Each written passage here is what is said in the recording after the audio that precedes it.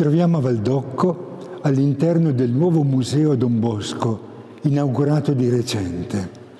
Qui a fianco c'è la statua in gesso di San Francesco di Sales. Originariamente si trovava nella chiesa costruita da Don Bosco nel 1852 e a lui dedicata, ed si trovava proprio vicino all'altare. Portata in questo museo ha recuperato la sua posizione originaria. Accogliamo dal cuore di Francesco la parola che oggi ci consegna, alla scoperta della spiritualità salesiana, cioè dell'identità della grande famiglia salesiana. E la parola che oggi Francesco ci consegna è lo zelo pastorale, che fotografa bene il suo darsi agli altri senza riserve. Ma attenzione, cosa intendiamo per zelo pastorale? Ci aiuta Don Aldo Giraudo, che in una scheda scrive: zelo non significa solo impegno, darsi da fare.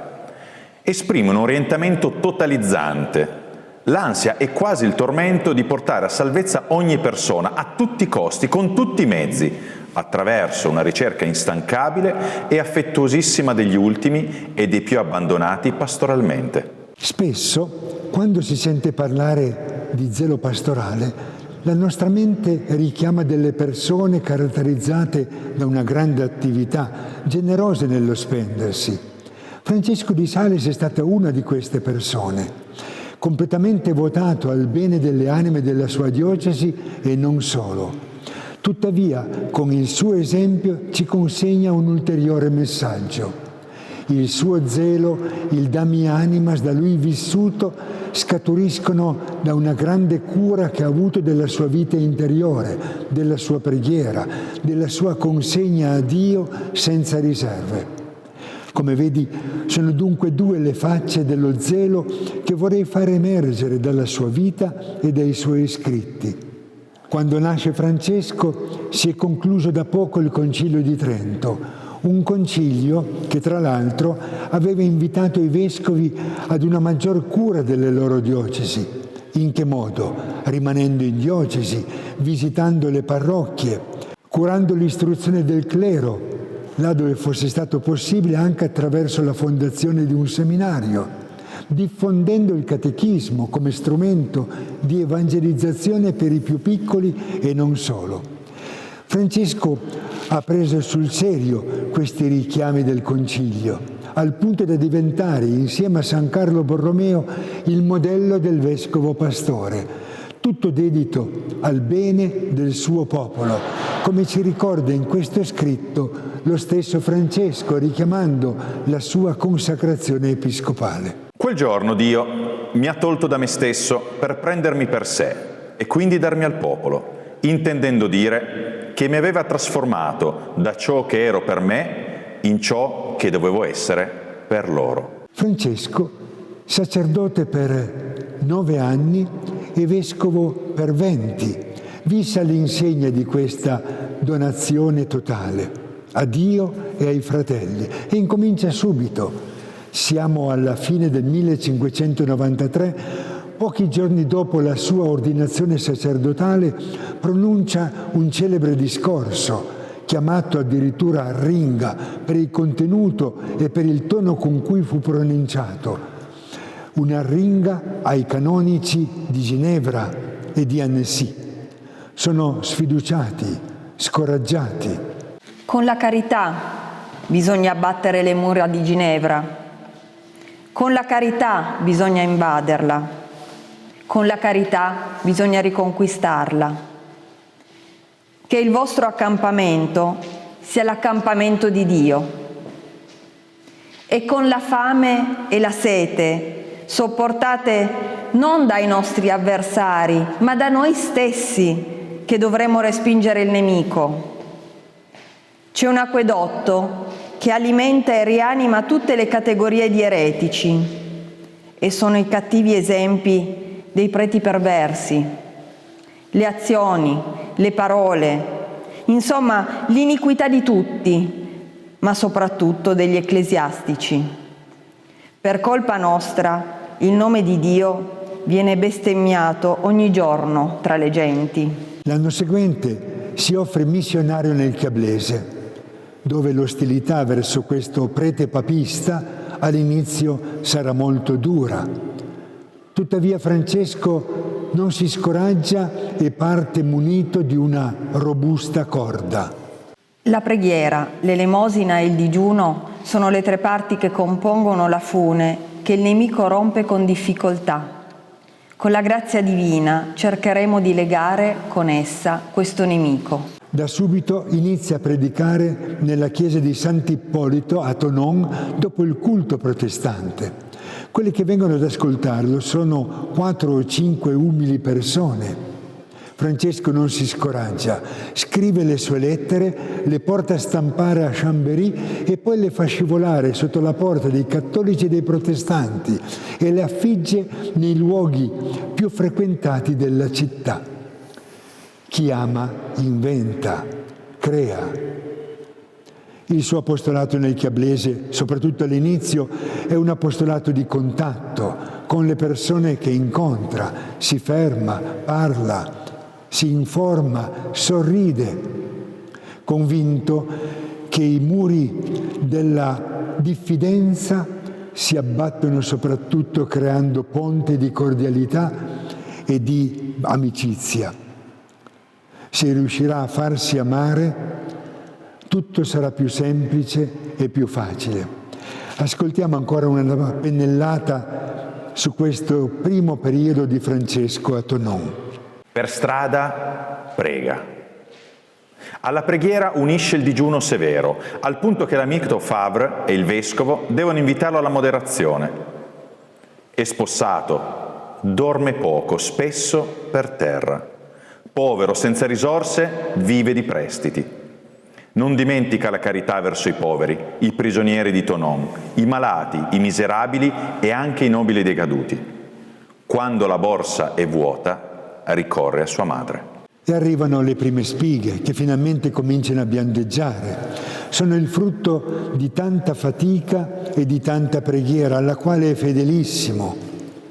Ama recitare il rosario ogni giorno, anche la sera tardi, e quando teme di addormentarsi lo recita passeggiando o in piedi.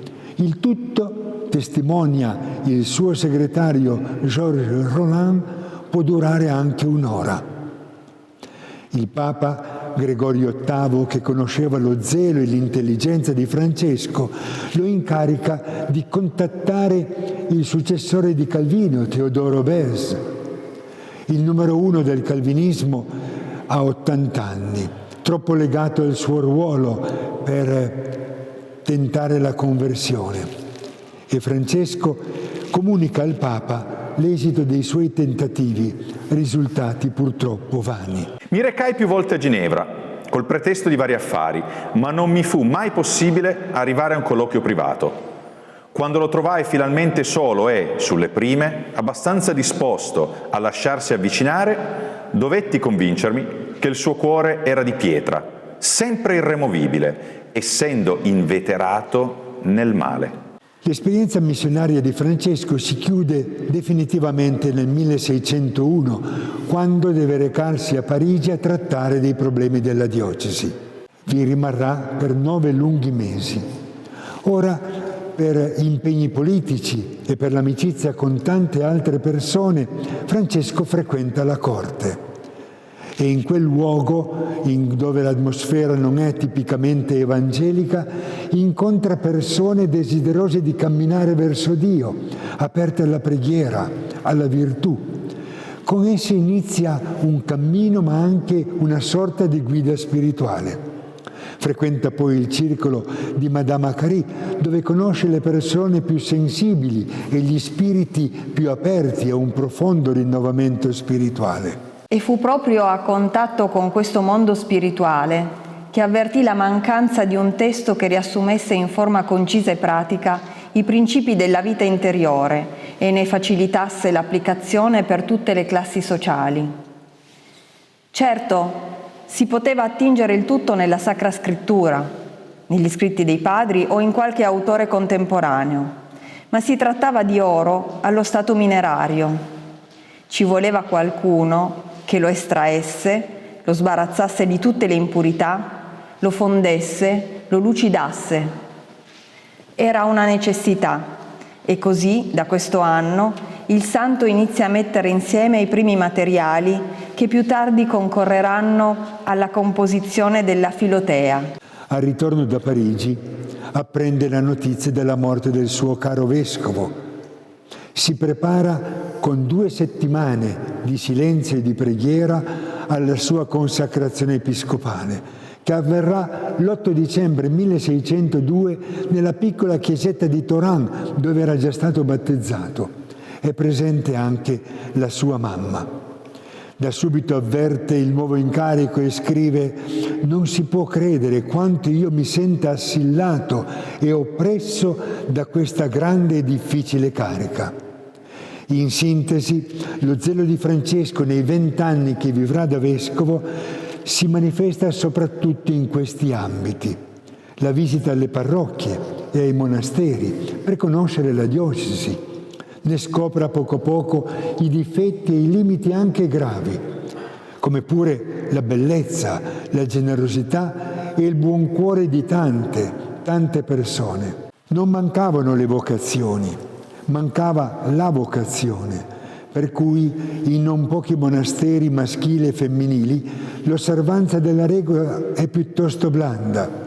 Contro questi abusi e contro questa rilassatezza lotta Francesco, convinto che la vita religiosa deve essere una scelta libera, portata avanti con fedeltà e generosità.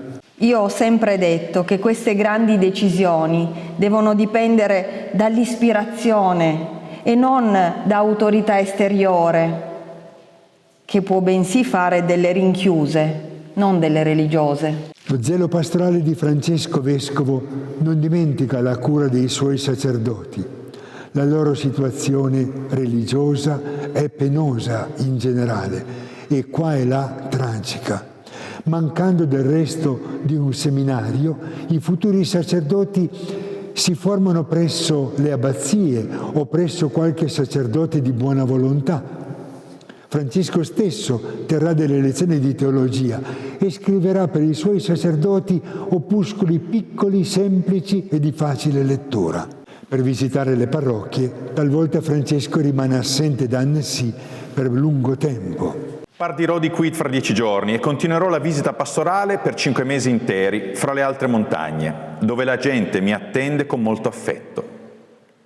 Tutte le sere, quando mi ritiro, non riesco più a muovere il corpo né lo spirito, tanto mi sento stanco in tutte le membra. Però ogni mattina mi ritrovo più arzillo che mai. Soprattutto ascolta i suoi preti e li incoraggia a vivere con fedeltà la loro vocazione. Mi dispongo a partire per quella benedetta visita pastorale, nella quale scorgo a ogni passo croci di ogni genere. La carne freme, ma il mio cuore le adora.